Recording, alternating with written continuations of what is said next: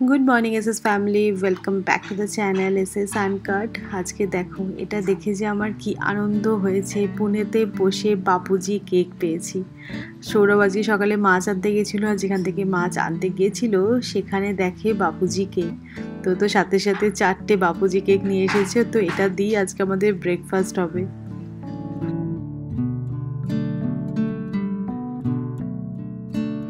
Breakfast করে বেরিয়েছিলাম, আমার একটা ইনস্টাগ্রামের আউটডোর শ্যুট ছিল, তো সেটা কমপ্লিট করে বাড়ি ফিরলাম। আর আসার সময় ডাব নিয়ে আসলাম, এখন ডাবের জল খাচ্ছি। এই শীতকালে দেখবে এই ফুলকপি, বাঁধাকপি, মূলো এত খাওয়া হয় না, পেটটাকে একটু ঠান্ডা করার দরকার। সেই কারণে আমার তো মনে হয় শীতকালে ডাবের জল খাওয়া বেশি দরকার।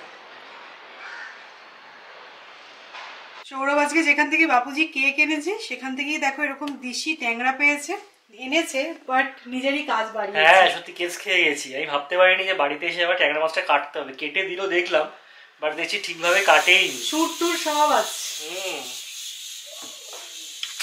এই ছোট ট্যাংরা মাছের সর্ষে বাটা দিয়ে ঝাল করলেও ভালো লাগে, আবার পেঁয়াজ দিয়ে একদম কষা কষা করলেও কিন্তু খেতে ভালো লাগে। কোনটা খাবে? সর্ষে বাটা দিয়ে ঝাল, আমার ফেভারিট সর্ষে বাটা।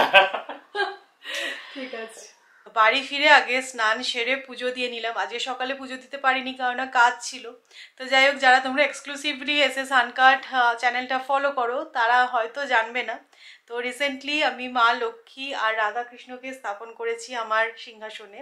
কি ভালো লাগে এখন পুজো করতে, মানে একদম জমাটি ভরাট লাগে। তো যাই হোক, চলো সুন্দর করে ফুল টুল দিয়ে পুজো দেওয়া হয়ে গেল, মন শান্তি। এবার বাড়ির সব কাজ হবে।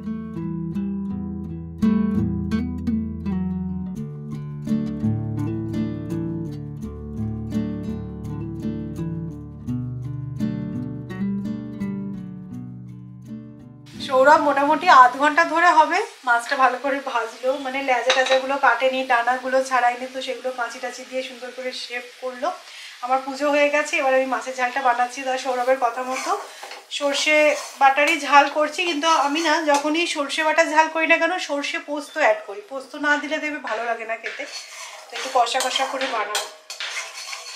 তো আমি এই মাছটা খাবো। মাঝে একদিন তোমাদেরকে বলছিলাম যে আমি মাছ খাই না। মাছ আমি খাই, খেতে খুব ভালোবাসি, মানে ওটা বলতে আমার ভুল হয়েছে। আমি পুনেতে মাছটা অতটা খেতে পছন্দই করি না। মানে এই যে কাতলা আর রুই মাছটা আনে তোজোর জন্য, তো সবসময় ওটা বাড়িতে থাকে, বাট আমার যে কি আষ্টে গন্ধ লাগে। কিন্তু দেখো, আমি কিন্তু কলকাতায় গিয়ে কিন্তু সমস্ত মাছ খাই, কিন্তু এখানে মাছে আমার ভীষণ গন্ধ লাগে। সেই কারণে আমি ওই কাতলা মাছ তো খাই না। তো সৌরভ বলে এটা দেশি মাছ, খেয়ে দেখো, এটাতে অতটা তোমার গন্ধ লাগবে না। তো দেখা যাক, কড়া করে ভেজেছি সেই কারণে খেয়ে দেখবো। আমার ট্যাংরা মাছ খেতে খুব ভালো লাগে। সেখানে এই 4টে মাছ ভাজা তুলে রাখলাম, এটা তোজোকে দেবো। তোজো আজকে প্রথমবার ট্যাংরা মাছ ভাজা খাবে, আর আমাদের জন্য এই ঝালটা বানালাম।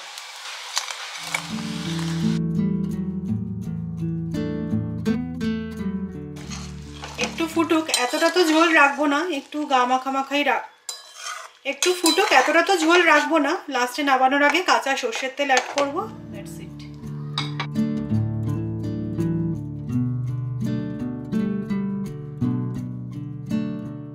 তোজো, এটা কি ফিশ? ট্যাংরা ফিশ। তুমি খেয়েছো ট্যাংরা ফিশ? ভাত দিয়ে খেয়েছি। তোজোকে একটু দেওয়া হয়েছিল অ্যাকচুয়ালি, টাটকা মাছটা। প্রথমবার খেলো ট্যাংরা, কিন্তু এটা কি বলো, তুমি বলো। আমাদের জন্য তো একটা ব্যাড হ্যাবিট হচ্ছে, আমাদের ডাইনিং টেবিল থাকলেও আমরা এই সেন্টার টেবিলে বসেই খাবো, আর টিভি দেখতে পারবো। টিভি দেখতে দেখতে খেতে হবে। তো যাই হোক, চচ্চড়ি আছে আজকে, পালং শাকের চচ্চড়ি। এর শীতকালে এটা খেতে খুব ভালো লাগে। আর লেফট ওভার ডাল আছে একটু, আর এই যে মাছের ঝাল। বেশ গড়গড়ে দেখতে হয়েছে কিন্তু। তোজো এসছে, আচ্ছা। আমার আবার পালং শাকের চচ্চড়ির সাথে না এই কাঁচা পেঁয়াজ জিনিসটা খুব ভালো লাগে। তুমি তো খায় না, আমি নিয়েছি। এই হাত দেবে না, হাত দেবে না, হাত দেবে না তোজো।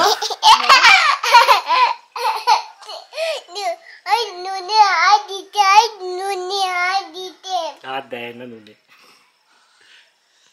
তোজো নো।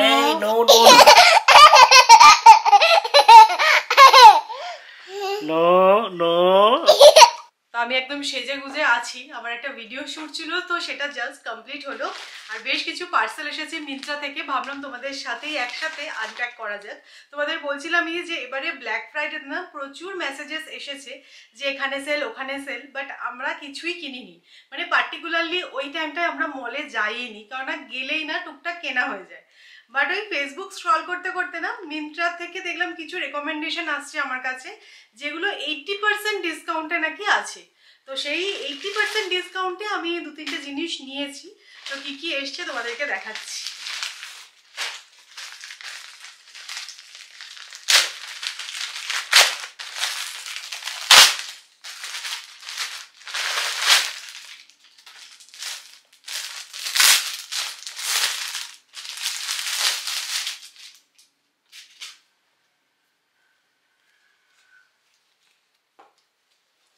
এরকম একটা লং স্কার্ট আমি নিয়েছি।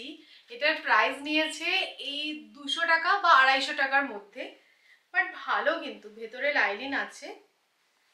আর আমি ভেবেছিলাম না কটন মেটেরিয়ালের হবে, বাট সেটা নয়, সিনথেটিক মেটেরিয়াল যেরকম হয় সেই রকম। বাট কালারটা খুব সুন্দর, দেখো হোয়াইট কালারের টপ দিয়ে পরলে কিন্তু বেশ ভালো লাগবে।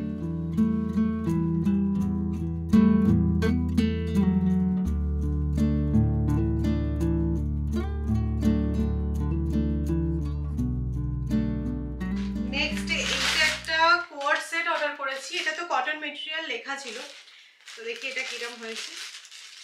কি বলতো, শুট পারপাসে না অনেক ড্রেস লাগেও, তো কম দামে পেলে মন্দ নয় ব্যাপারটা। আমি না পুরো পণ করেছিলাম যে এই ব্ল্যাক ফ্রাইডেতে এবারে আমি কিচ্ছু কিনবো না, তাও দেখো একটা দুটো জিনিস নেওয়া হয়েই গেল। সেই না, এটা কিন্তু মেটেরিয়ালটা খুব ভালো। এই যে এরকম দেখতে না, এটা তো ডেফিনেটলি আমি রাখবো। এটা খুব ভালো, মানে একদম সফট মেটেরিয়ালটা, আর দেখতেও খুব সুন্দর। দেখো, আচ্ছা এটাতেও কিন্তু একটা লং স্কার্ট আছে, তো আমি বুঝতে পারছি না যে এই স্কার্টটা আমি রাখবো না রিটার্ন করবো। একটু ডাইসি লাগছে। একটা হোয়াইট টপ দিয়ে পেয়ার আপ করে দেখতে হবে যে কেমন লাগছে, তারপরে ডিসাইড করবো। কি বলতো, 200-250 টাকায় পেয়েছি না, ভালো, বেশ এদিক ওদিক করে নেওয়ার জন্য ভালো। বা এটা এরকম কালামকারি প্রিন্টের মধ্যে।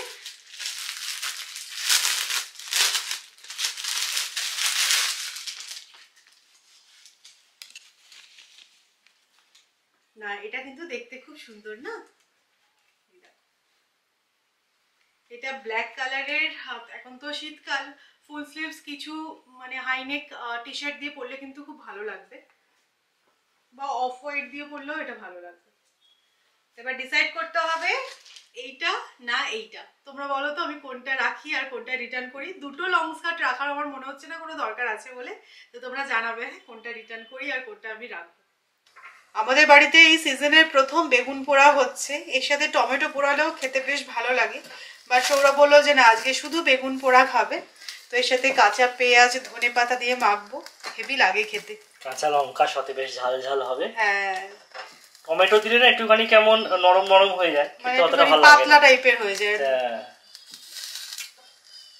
রাতের দিকে জানো তো এখানে বেশ ভালো ঠান্ডা পড়ছে, তোজোকে ঘুম পাড়িয়েও এসেছি, এসে বেগুন পোড়াটা মাখলাম।